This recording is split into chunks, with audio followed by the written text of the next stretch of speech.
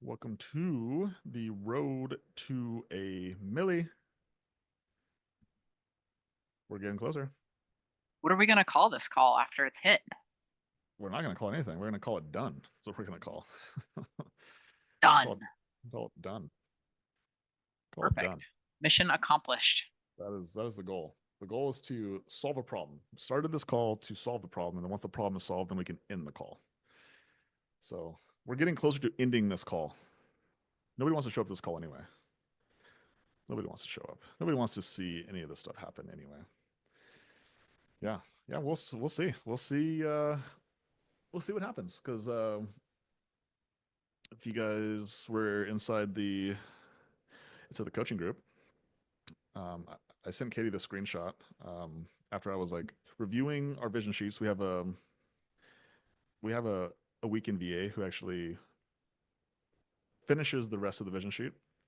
And so I was reviewing it for today, I was reviewing it yesterday for this week, and I saw the last 30 days revenue was almost $82,000, and I was like, that's kind of crazy. The last, from March 4th to April 4th, I've done almost $82,000. So the I was looking at what the last 4 weeks were, and then like 4 weeks ago, our revenue was at $15,000 for the week, and currently right now we're sitting at 17,000 for the week. So if we just do what we have on the books for this week, then we should eclipse that 83,000 for the last 30 days. And then if we can just continue to do that for the rest of the weeks in April, maybe we can actually hit 83,000 for the month of April.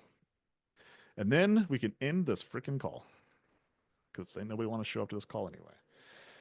But yeah, I think it'll be. We'll see. What are the challenges that are in the way, Katie, of being able to actually even hit 17,000 this week, let alone continue to grow over the next month? Yeah. Big constraint right now. And it's vacuums in working in homes. Cleaners behind vacuums. It's cleaners. We do not have enough team members to fulfill $19,000 a week. So we have the clients, we have people raising their hand saying we want our house cleaned, but our cleaners acquisition of cleaners is really slowing us down. Yeah. Yeah, this is legitimately the first time in 50, I don't know where we're at, 55, 56 weeks that, or I guess the last couple of weeks has been this way. That it flipped. It took a year for it to flip, but we have officially turned this into a recruiting business. We do now have the clients. We have the people who want the cleans, and yeah. And when you go into a market with zero clients, like that's difficult to do. So I think that is also something that's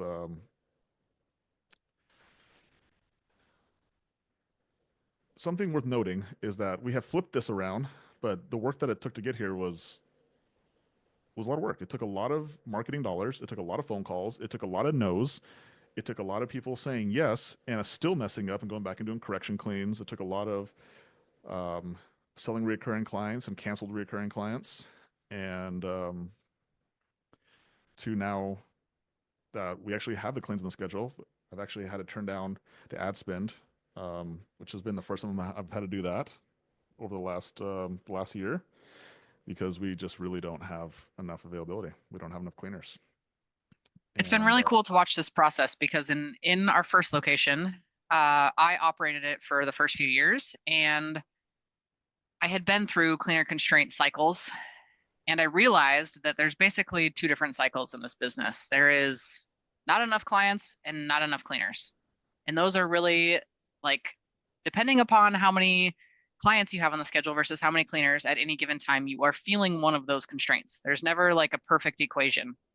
And I realized through operations in my time in the seat of doing the do, I would much prefer having an abundance of cleaners and the opportunity to serve clients rather than the stress that precedes the 7 a.m. text message. Like I have this horror feeling, gut wrenching feeling in my stomach when we are fully booked to like even open my phone because I'm just like, oh my word, like our clients are gonna work. We have to disappoint people. and it's the worst feeling in the entire world. So when Logan came in and started Mesa with me, he got to experience one kind of cleaner constraint. We fixed it very quickly because I did not want him to have to experience that. And when we handed it off to Keziah and Megan, we were very fat in terms of cleaners. Like we had, I think our average cleaning hours was like less than 15 hours per cleaner during the week. So they were like stressing to fill the schedule. And now they get to experience the alternative side of the constraint. And I'm excited to meet with them this week on our vision meeting to ask what their preference is. Is your preference to have open schedules or overly full schedules? And then they get to share with their words what their preference is. And then we get to watch their actions change, and speed to get people on the team can then increase to alleviate this constraint. But knowing that there's really only two constraints ever in this business, like, would you rather have a client constraint or have a cleaner constraint? Personally, I would rather have a client constraint. Client constraint at least allows you to grow. The again, the when you don't have enough cleaners, then what you have on the books might be all that you can even keep on the books, but usually it's going to fall off because you're going to have cleaners who are going to call out. You're going to have issues um, of being able to fulfill all your cleans. So And the only way to create like a quality team of cleaners is to go through the quantity of cleaners that aren't going to show up, that are going to be late, that are going to do a crappy job, not use their checklist, not do the client walkthroughs. Like yeah, we have to have those people on the team to realize that they have a lower standard than the rest of our team. And then they're just at the bottom and they get cleans if we have a client call that says, I need an emergency clean done today. yeah, yeah, yeah, and it definitely does take longer to get cleaners than to get clients from a standpoint of making them revenue producing because a prospect can call you right now and you could get them in as early as this afternoon. If you have a cleaner who you hire today, the earliest you could get them in for an onboarding is tomorrow, and then they have to go through a week to 2 weeks of training before they're on their own actually producing revenue. And so, yeah, from a speed standpoint, you can definitely get clients faster than you can get cleaners, and that's why you always want to have an abundance of cleaners because then you can just get clients quicker. If you have a mechanism to get clients, marketing, and you have a conversion process to take those leads that you get from your marketing and you can turn them into sales, you can do that really quickly. And that is one of the reasons that we've also grown from zero to $82,000 in the last 30 days in a little over 1 year is because of that. Is because we never have turned the marketing funnel off for cleaners, um, and also we've never turned the marketing funnel off for clients. In some cases, we've turned marketing spend up and down, but honestly, it hasn't happened very often. Um, we usually keep them both going pretty much as far out as we possibly can. Um, and this week we definitely turned the marketing spend up for the cleaners, and so we spent. You guys will see it on the sheet, but we spent almost $600 on Indeed last week, and our inputs. We definitely did a lot of inputs too. So I think we had 20 something phone interviews. But this was also PR. I think we did 14 Zoom interviews. Like we actually performed 14 interviews, and it was cool. It was cool to see the level of inputs that that that happened last week on when it came to the hiring side. And we got to do it again. That's the problem. Is like that's not the problem. It's just you did it once, but can you do it again? Because in the last 30 days, so last 30 days, we've done $82,000. The last 30 days, we have lost 10 cleaners. We had 4 trainers 30 days ago, and only one of those trainers is still left, which created a brand new problem of yes, now we need more cleaners, but we don't even have trainers. And so now we've had to up um, give cleaners opportunities to turn into trainers, and we brought in two other cleaners into trainers, and one of those trainers also quit in the last 30 days as well. So right now we currently only have two trainers.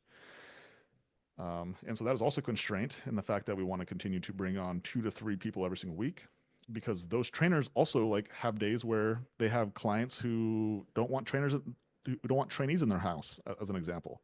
One of our trainees, as we'll talk about on our team meeting today, she has RTO for next week for like 2 days. So I'm like, that is also a problem. And so um, all the problems are reared in their head right now in the ability to hire more cleaners and then train new cleaners so we can fulfill these cleans. Um, and it's also just a reminder that like if you want to grow a business fast, like it feels like you're on a freaking rocket ship and you're just like barely holding on, and it's like it, like that's how you know you're actually growing is when you're like I don't know if this like I don't like I think this could fall apart at any moment. Um, and so if you guys are ever in that space where you're like this feels I feel out of control, that's actually a sign that you're actually growing. If you're like, oh, this is good, I feel comfortable, like I got this. Yeah, you have more room. You have more room to push. Let's just put it that way.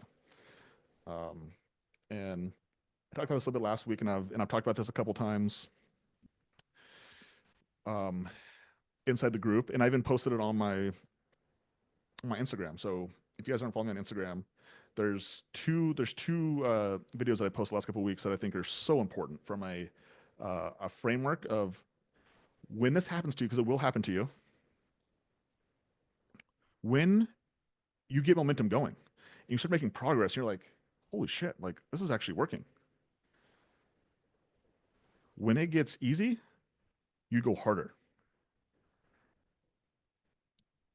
Most people discount momentum.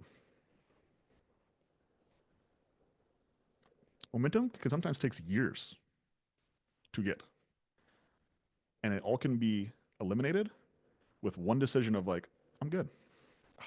I think I'm okay. And left left to our own standards, left to our own decision making, we would all just do good enough. And so the value for anybody who is part of the coaching program or you're following Kate and I is that like the standard at which we operate and the standard at which we believe is good is higher than what most people's standards are.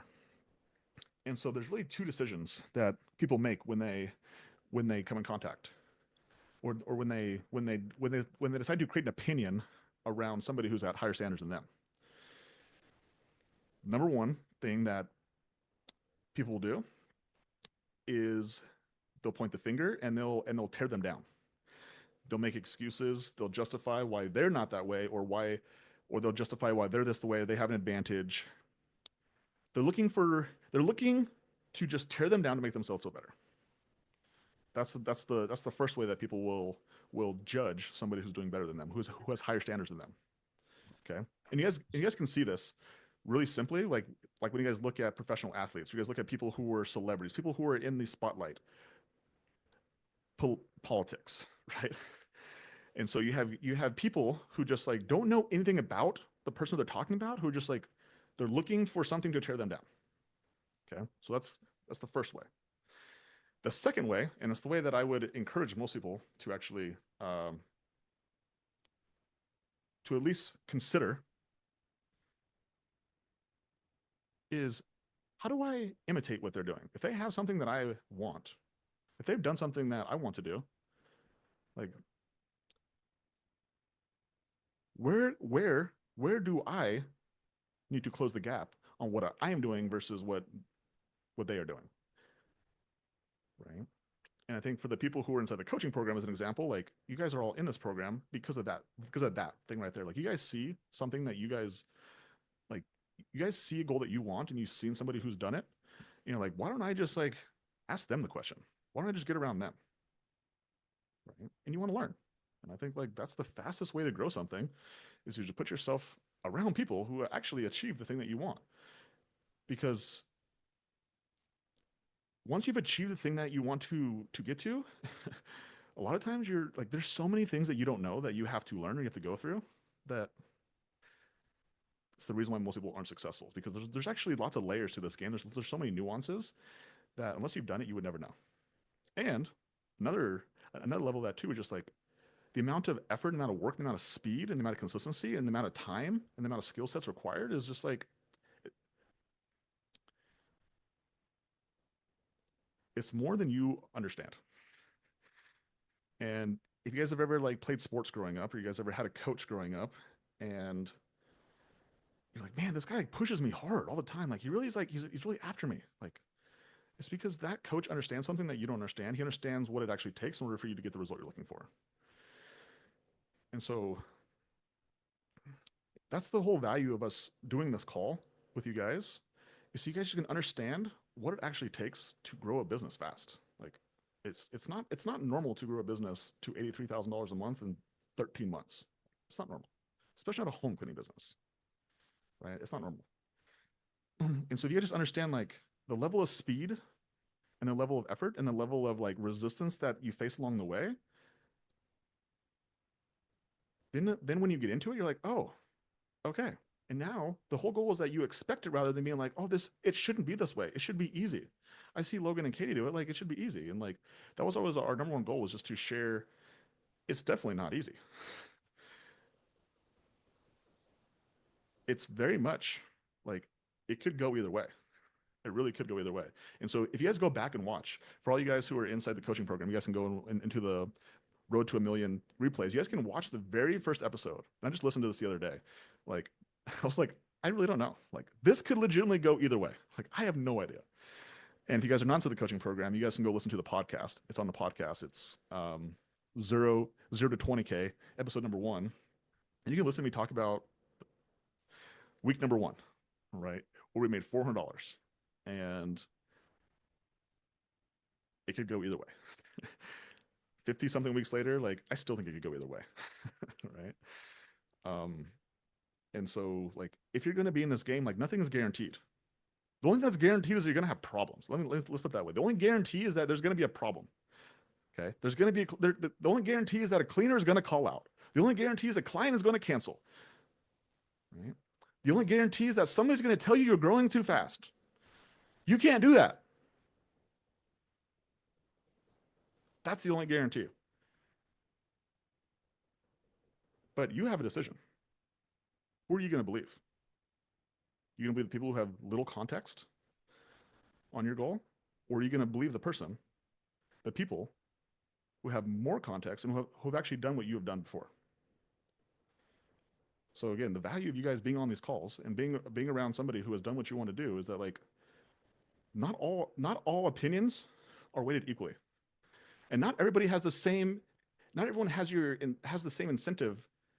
Everyone doesn't also have their incentives aligned with yours.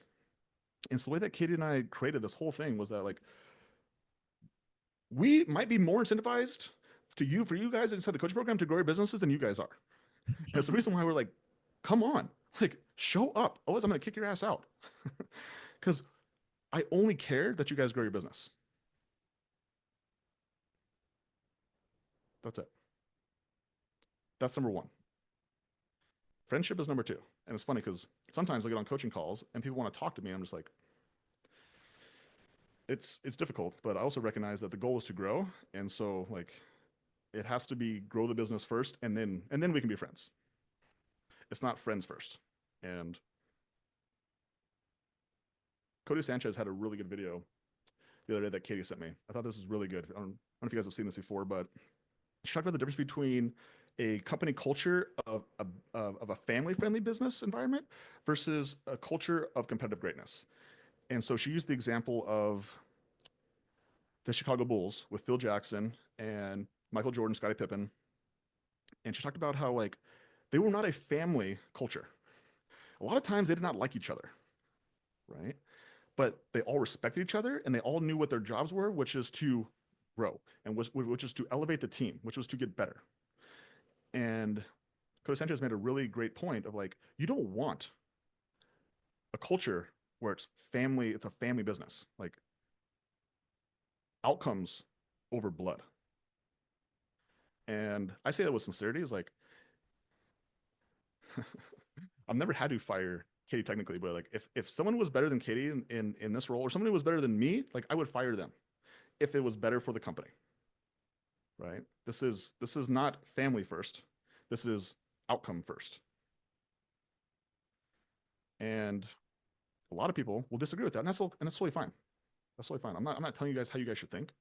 I'm just sharing with you that if you want to grow something fast and you want to achieve big things, it's got to be outcomes first before the relationships.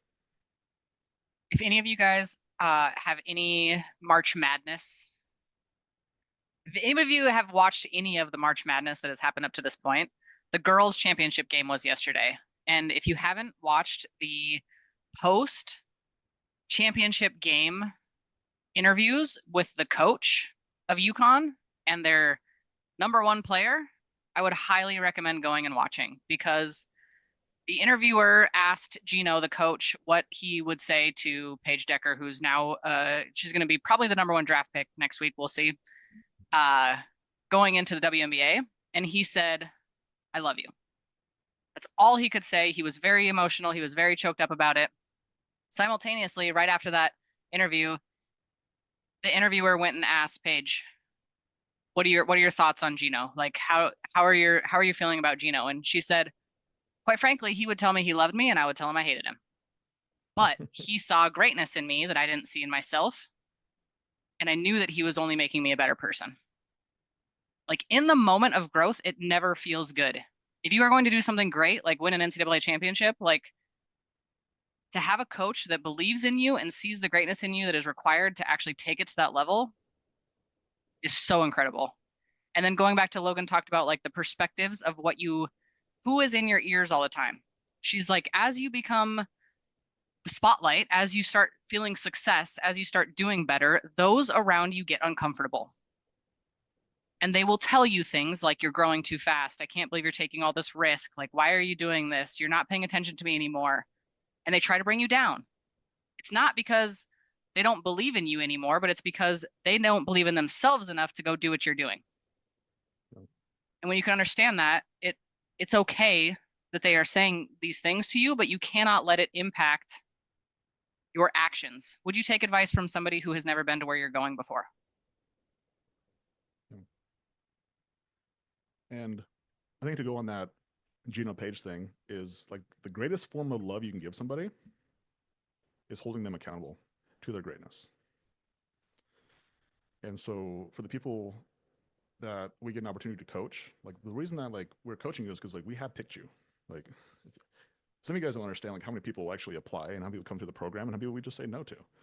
And so like there is a level of picking, and then um once we have decided we're going to put our attention on you, then it's like, okay, like we also believe in you, and so we believe in you, and there's things that we see that you can't see yet. And that's really our goal, is for you to be able to eventually be able to see like you are great. You can do this. You just haven't done it before. And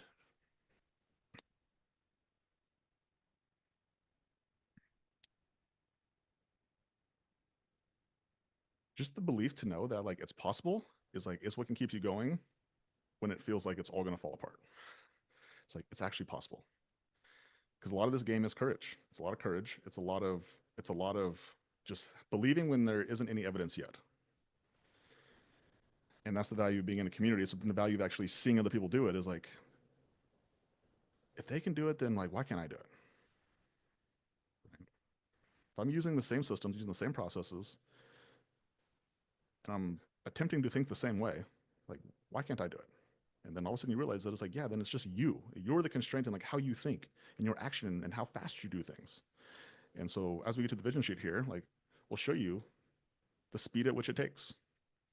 And I think a lot of times, um, so back to the sports analogy. So Paige plays for UConn. She's a college basketball player. She's going to go into the pros. You know, when she steps onto that floor as a pro basketball player for the very first time, Her very first game, she's gonna look around and she's gonna be like, "Holy crap, this game is so much faster," right? Because the difference between high school to college is huge. The difference between college to pro, way bigger.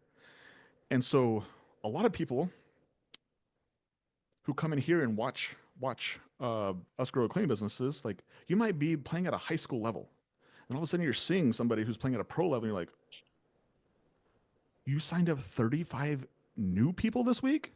And they're like, "I have 35 clients total over like 5 years." Like, like it doesn't even make sense. So that's where the not making sense is like they must be scam. That can't be true, right? That's where the bringing down comes from. So good. Like when people are bringing stuff down, it's just because like they don't understand. So then they like we as humans, like we just have to create stories. We have to create stories to make it make sense. And so it's not done intentionally. Like people who tell stories and who bring people down, like I really don't think it's done intentionally. I think it comes from a place of ignorance. It comes from a lack of understanding and from the human nature of just like I got to tell myself a story. This has to make sense. And what they fail to realize is that like we played in high school too, and then we went to college, and then we played in the pros. Like there's a sequence to the game, and so the goal for you is just to realize that like you might be playing at a high school level, and your goal is like, how do I just get to the next level? It's like I know I can just get faster. I can just get better. And if you want to play at the highest level, then like this is how you play. Like this is how the game is played. And so, with that being said, let me show you guys how the game is played at one of the highest levels. Okay, is this the right week? Okay, cool. So, oops, sorry guys. Make it full screen here. All right, so this is the vision sheet. So again, most of you guys have been here, so most of you guys have been paying attention to the vision sheet. But this is our accountability sheet. It's really what it comes down to. Like this is how we can tell whether the business is growing or not. This is how we rely less on feelings and more on data to determine where are we going. Okay, and so this is from the week of 329 to 4/4. So this is the very first week of April. As of April 4th, our projected revenue was $66,000, which is pretty cool to start the month out, considering that last month, look at this, Katie. To start out the month of March, we started at $54,000. So we're ahead by $12,000. And last month, we ended at $72,000. So the We're numbers are there within striking distance. within striking distance. Yes. Last 30 days revenue, as I talked about earlier, we've done $81,000 in the last 30 days. From April 4th to March 4th, 2025, we've done $81,988, almost $82,000. Kind of crazy. Kind of crazy. Definitely a PR. If you guys look at 72,000, 67, 62, like we've been on a little bit of a tear. Next 30 days revenue is $59,000. Trailing 12 months revenue. So over the last 12 months, we've done $605,000. So that's kind of cool to see. We're above the $600,000 mark. And then current monthly revenue, 15,847. And then last week we did 18,304. So just shy of that $19,000 goal. So in order to do $83,000 in a month, you got to do $19,000 a week. And so we were within striking distance. We're about $700 short. And then, Katie, do you remember what we started the week out with last week? I think it was like over 21. Yeah. So we started the week out at 20, and this literally our revenue literally dropped. And so when I talk about usually if you have spots to fill on your schedule or on your from your cleaners, you actually can grow your revenue every week. Well, we had no spots, and we actually dropped revenue last week. So again, it's like when you're cleaner constraint, this is what it means to actually be cleaner constraint. Is your revenue drops because you can't fulfill the cleans. We have 169 recurring clients, so this number is growing a little bit, which is cool to see. We did 75 cleans last week, 244 revenue per clean. We had 14 cleaners, but you'll recognize that even though it shows as an increase, this number is skewed, and I will show you shortly why this number is skewed. 26 assigned cleaning hours, and then 334 total assigned cleaning hours. So both these numbers are skewed, and I'll show you why here in a second. But from ZenMade, again, we had 18,304 for the week. 6,000 of it was initial clean revenue, and then 12,000 was reoccurring. So like this is like, Okay. yeah, this is like a breakdown that we like to see. Like this is like almost like a perfect week from what we're projecting for the next quarter. Is that if we can do $13,000 of reoccurring and $6,000 initial clean revenue, like we can hit that. Like that's what increases the probability that we can do this every single week, right? And so this percent or this revenue breakdown is super important because if this initial clean revenue is 13,000 and this is 6,000, then it's just like to sell $13,000 every single week is very challenging. But to sell 6,000 is reasonable. And so it was cool to see that we actually, yeah, like we were in within those numbers. Outstanding invoices, less than 7 days, 4,400, greater than 7 days, 1,538. We had a couple 10% discounts. These are Google review discounts. We give away 2 homepage vouchers and we had 2 discounts, so $246 total. As you guys could imagine, we did not send a marketing message last week because we had no spots to fill. Google local services, we spent 419. Facebook 1319, so we spent $1,800 total. We got 64 Facebook leads, 10 missed calls, 8 Google local service leads, 15 homepage leads. That's crazy. 17 incoming call leads. So we got 114 leads at $16 a lead. And that was me turning it down a little bit. So it's crazy, crazy, crazy, crazy. Once you have it going, man, it just doesn't stop. Like 15 homepage leads. It's nutty. So nutty. So nutty. And spots open, yeah, we had 0 spots. And this week it says we have 10, but I doubt that's true. Um, and then you'll see our call volume is down quite a bit. We only made 340 calls. Some weeks, like Megan by herself will make 300 to 400 calls, and Keziah. But both Megan and Keziah had to go clean last week, and Emma. Emma didn't obviously do anything last week. And if Aliyah was in Arizona, she probably would have went cleaning too. Um, but we had 84 calls answered, so it's crazy. I think a lot of our success in this business has just come down to that we have just done the basics very consistently. We've just answered our phone calls. We have called our homepage leads. And I think like these are like the little things that has made our marketing be get a better return on it. It's because we just have done the little things behind it. As much as we focus on getting the leads, our attention truly is on converting the leads. I think that's the biggest mistake that I've made in the past, and I see this so consistently amongst business owners is like they believe they have to become expert marketers. They got to be the ones who like understand all the retargeting and all the different API connections, and they have to like be an expert marketer. And like you don't, you really don't. You just need to be good enough. And if you're going to be great at one thing, you need to be a great converter. Like if you can take your leads and be able to convert all your leads, a majority of your leads, or a good percentage of your leads into new cleans, like that's how you become a great business owner. We had 29 quotes scheduled. We had 14 that showed, it's about half. We performed 36 calls, so additional 22, and we booked 29 people. And you guys can see Aliyah did a lot of those because she was the one who was primarily in the office last week because both Aliyah or Keziah and Megan were out in the field for the majority or for a few days. And despite that, we still sold $10,000 of new monies last week.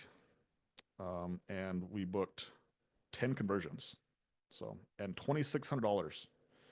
Great freaking job. So, I don't know if Eli's even on here, but like when you guys find a superstar and you guys have somebody on your team that just like crushes it, like you just want to put them in the game. So we keep on talking about the sports analogy. It's funny. I don't think we ever talk about sports on here, but like if you have a page, if you have like an all-star, you have somebody who's like one of the greatest players like to play the game, like you want them on the floor. And like Aliyah is that person. Like we just want her to play. Like the more opportunities we give Aliyah, like she finds a way to win. Like she's a winner. And and so at the end of the day, like the goal is to have a good enough system. But the real goal, if you guys want to make a really big business, is you want to have great people.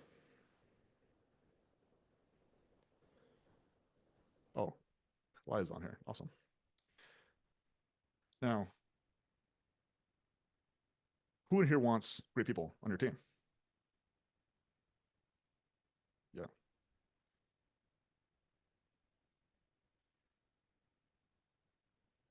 Great people aren't going to work for a mediocre person.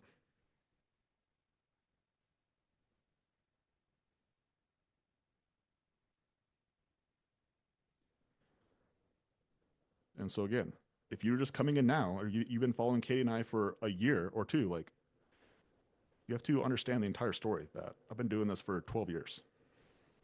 I didn't have a live for 10 of those years.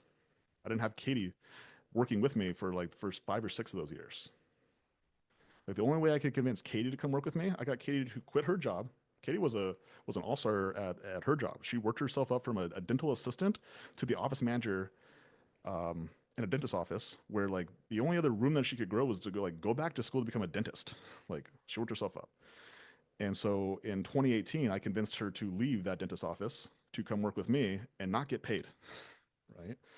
But the only way that I was able to convince Katie is because she got to see me work. Like she like and you know, she had the benefit of like actually seeing me work from like sun up to sundown in the standpoint like she lived with me. So she got to actually see like what like my commitment to growth. She saw me work even when I didn't make money, I kept working. My work wasn't conditional based on outcomes. I worked because I wanted to learn. I wanted to figure it out. I was more focused on becoming better than I was on getting a specific outcome. And so even when the outcomes weren't there, Katie still saw that I was willing to put the work in, that I was committed. And then finally, when the outcomes were there, then she's like, okay, the trust or the risk level went down because now the commitment was there over a long period of time. Plus, there was evidence, and so at that point, I was like, okay, Katie made the decision. Like she could rationalize, she could justify to all the people who needed validation around her that she could quit her job to come work for free, right? And that was the first one. That was the first person who I got to believe in me. That was in 2018. So that was 7 years ago. And there's been a couple of other people along the way, but now it's Alaya, right? And so just understanding like for all you guys out there who are new to business, maybe this is your first business, you've been in business for 5 years, like you first, you first are the asset. You become great, and it doesn't mean your outcomes need to be great. Your commitment, your commitment to the business needs to be great, and everybody can do that today.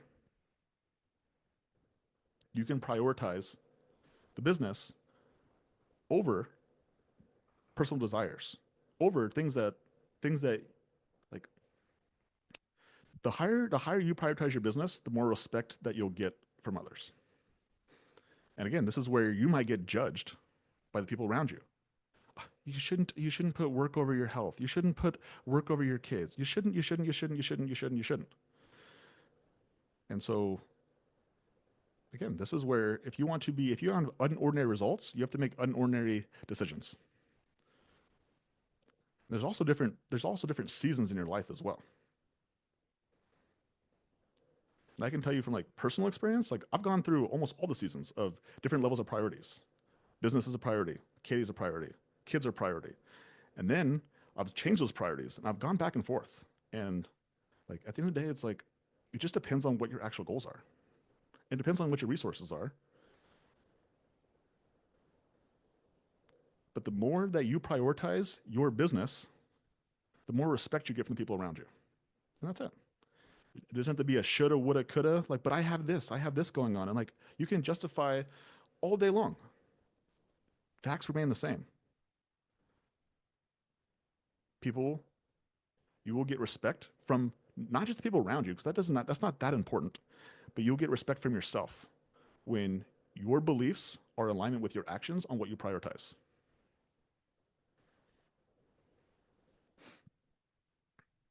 And so if you want to be a great person, you want to attract great people, it starts with you.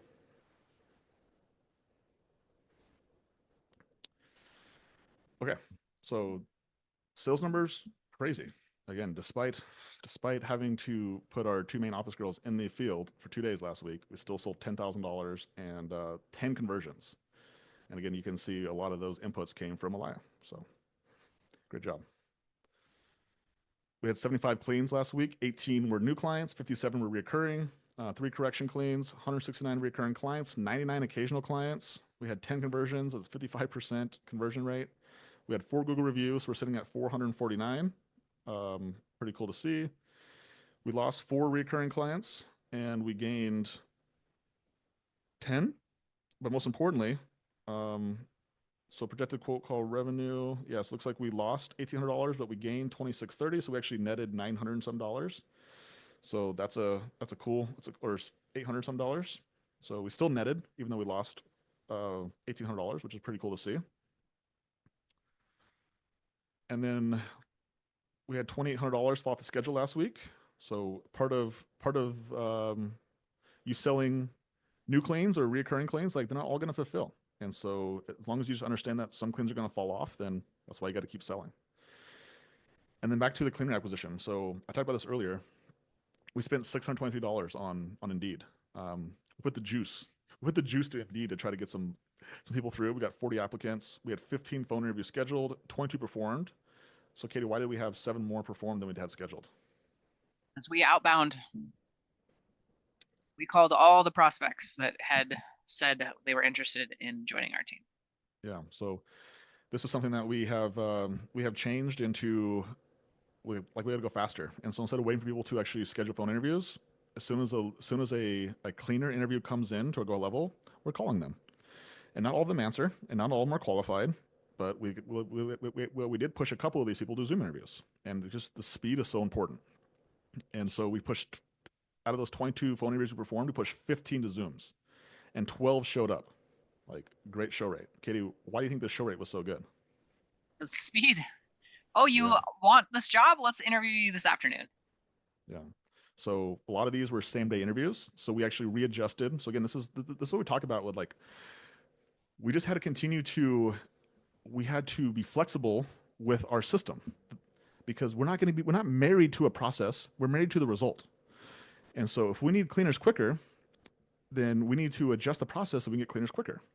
And so originally we had a cleaner, we had our phone interview um, window at 9:30 in the morning, and then we had Zoom interview window at I think 10 or 11. And then we decided that if the Zoom interviews were full from 10 to 11, we're going to have an afternoon time slot as well. And so that way, when we did the phone interview, we would try to fill it right away from that 10 to 11 time slot. But if they were full or the person couldn't do it, then we just push them to an afternoon time slot. So we got to do a phone interview and a Zoom interview in the same day. And then we ended up hiring 4 people. Okay. And so Elizabeth was in training last week. Jessica is in her. Or did Jessica graduate? No, this is not right. This number's not right. This 4-4 is not right. Right? On That should be Elizabeth, no, but Jessica, should be yes. 411. Okay, so Jessica has graduated. Cool. And then we have Alexis, Marlene, and Ariana. Right. So it looks like these 2 people had to give away or had to put in their 2 weeks. So Alexis was supposed to start today, but she actually got pushed back to Friday. So the message that we told the team, actually we're gonna tell them today, excuse me, is we need to do another onboarding before Friday. Like we got to go. Like we got to hire one more person and we got to have them in the field by this week. So game of speed.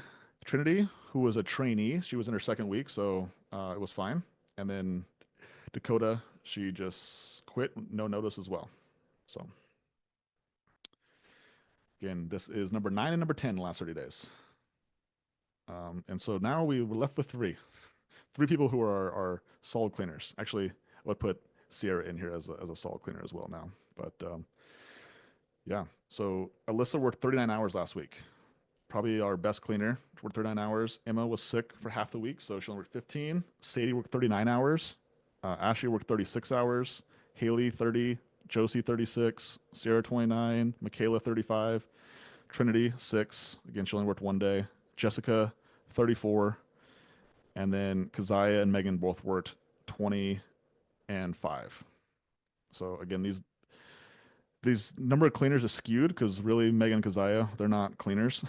1, 2, 3, 4, 5, 6, 7, 8, 9, 10, 11, 12. But then really Dakota is gone. So we really have 10 cleaners And Trinity. in Trinity. Yes, we really have 10 cleaners, which is way lower than our goal. And this number would be, let's just see what this number would be. So if we took out Megan and Keziah, let's just call this 11 here. Yes, that means we would have worked on average 30 hours last week. So crazy to see. Crazy to see. This is actually really cool to see the efficiency of a team when you force efficiency upon the team, what can actually happen. And by Yeah. nature of forced efficiency, our first location actually sees their top half of cleaners perform at this rate that some of our cleaners performed in Mesa. So Yeah. it's a cool opportunity for these girls to have like fat paychecks and more cleans on their schedule, longer cleans on their schedule rather than dividing everything because we're trying to fill schedules. And they love it. Like they want the hours, they're eager to get to houses by themselves, like they want the opportunity. It's super cool to see. Just Yeah. continuing to pour into the ones that want to be here and the ones that are elevating with us and raising the standard and serving the clients. Yeah. Yep. And the only way we can do that is just by continuing to bring people in, bring in these cleaners, and see who works out and who doesn't. It's a quantity game, and then quantity elicits quality. Correction cleans. We had 3 correction cleans. So um, yeah, we had 3 people. We had no one-on-ones last week because ain't nobody in the office to call anybody. They're all out in the field. But I actually think I was Elia going to actually say, one-on-ones. with Yeah. that being said, Elias stepped in and actually got to meet a lot of the team here in Mesa via a quick phone call between their cleans. So Yeah. Yeah. So yeah, it's cool to see that even it wasn't necessarily officially documented or wasn't on any of the reports, but yeah, when Megan Zai went to the field, Elia was in all the team chats, and when people had questions, like she just jumped in. They had no, like, mind you, these guys don't know who Elia is. Like, you guys know who Elia is more than our Mesa team knows who Elia is up until today. I started to, I shared with them because, Elia, she was communicating with everybody last week. And so they hear about Elia through the story. So if you guys see the, our, um, our Zoom interview script, we talk about Elia in the sense of like how the company started, why we started company number 2, um, you know, very, very, very important in the story of like why we're doing more locations and being able to sell people on the opportunity of if you do the right things for the right amount of time, then you also can have an opportunity to raise up in the company. And yeah, so Eli got an opportunity to have some one-on-ones with people, to have some conversation with people, and it was again just it was cool to be able to observe it because, Katie, did you tell Eli to do these things? nope. Yeah, and so yeah, I think one of the reasons that Eli is in the situation she's in is because like she just has taken it. She just says like she doesn't ask for permission. She just goes and does it, and she does it with the intention not of like what best serves Elia, but what best serves the business, the client, and the cleaner. Like such good perspective. It's like she has such a good understanding of like who she's actually serving. And she serves herself last by putting the business first, by putting the cleaners first, by putting the clients first. But when she does that, then like she gets overwhelmingly rewarded. So like although it might seem like she's fourth in the priority box, then by doing so though, then it makes Katie and I be like, well, she puts herself down here, but like then it makes us elevate her above everything else. So the psychology behind it is amazing, and it's also I think one of the biggest, like the most important reasons why everybody here as like business owners, it's like that's why you always got to choose your reputation over money. Because if you put money down at the bottom, then and people recognize that, then they're more likely to give you more of it because they realize that like it isn't your priority. So hopefully that makes sense. Um, but yeah, I think one of the you know the one of the best bad ideas that I had. So can I talk about this a lot? Is like we have a lot of bad, like I have a lot of bad ideas. most of them, most of them um, don't make it to me actually sharing them out loud. So usually I share it with Katie first, and then she's my first filter. She's my first uh, like my first piece of feedback where I'm like, okay, is this a good idea or not? And most don't make it past that. And then so when we're talking about like how do we do the next location, what do we do, like how do we utilize a lie even more? Like we're underutilizing her. I was like, why don't we just bring her into Mesa first before we started a third location?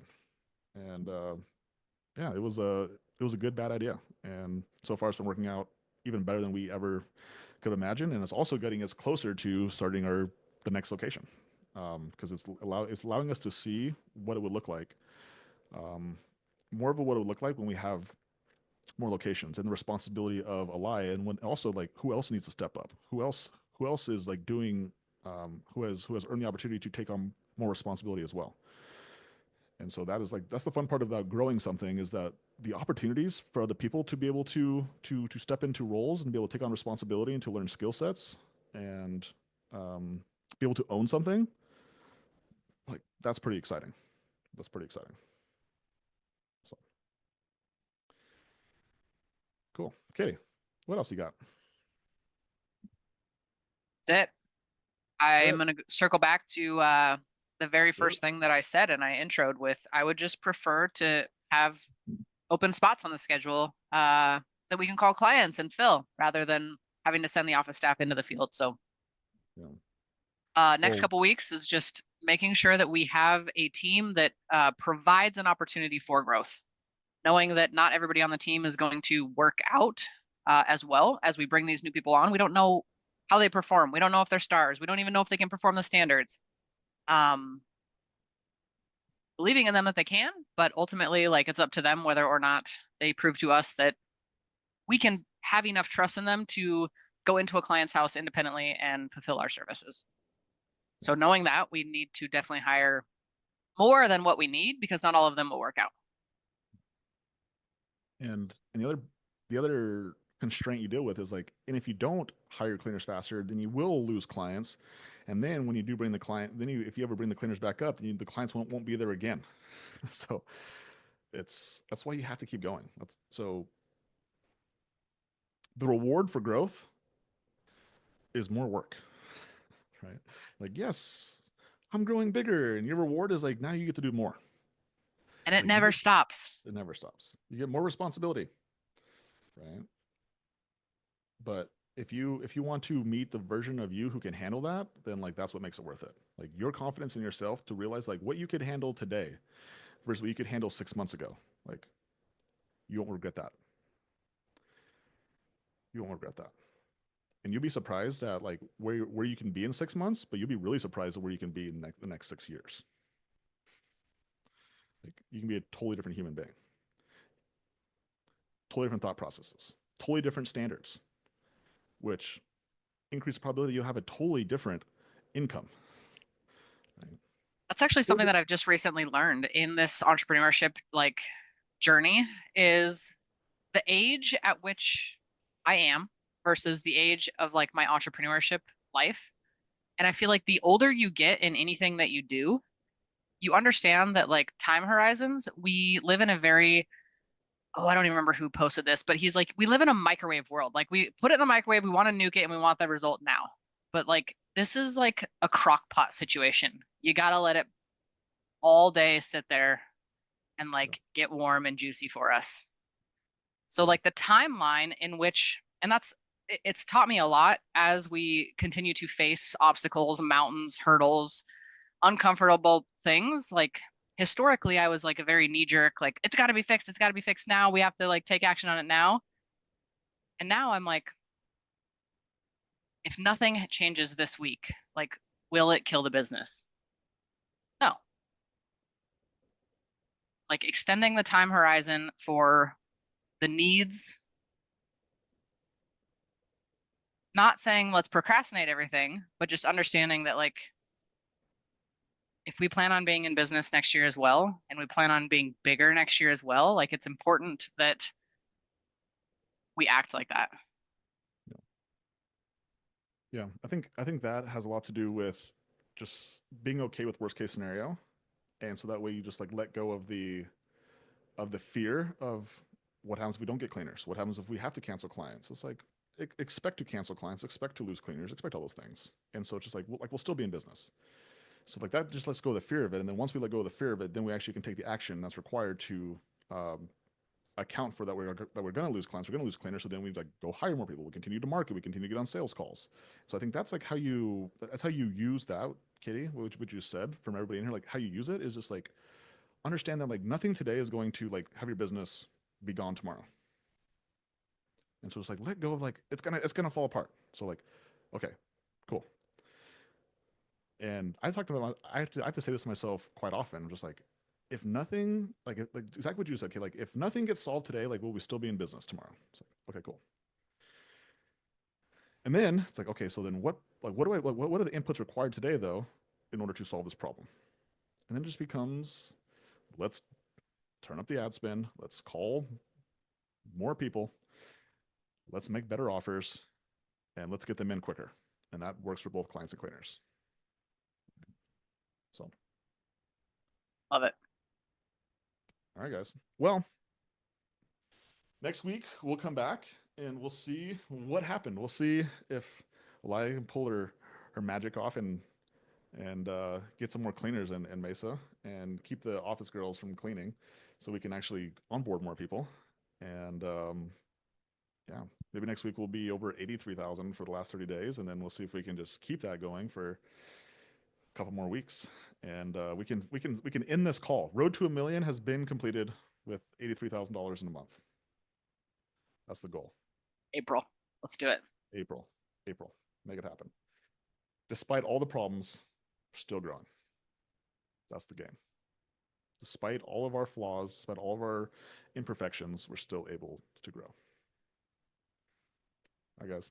Thank you guys for showing up. Really do appreciate you guys for showing up, showing out, and yeah, take something today and like put it in your business. That's the goal. It's just like make your business better today. Get faster. You think better. Make better decisions. Do cool things. Appreciate y'all. Bye See you guys later. bye. Bye.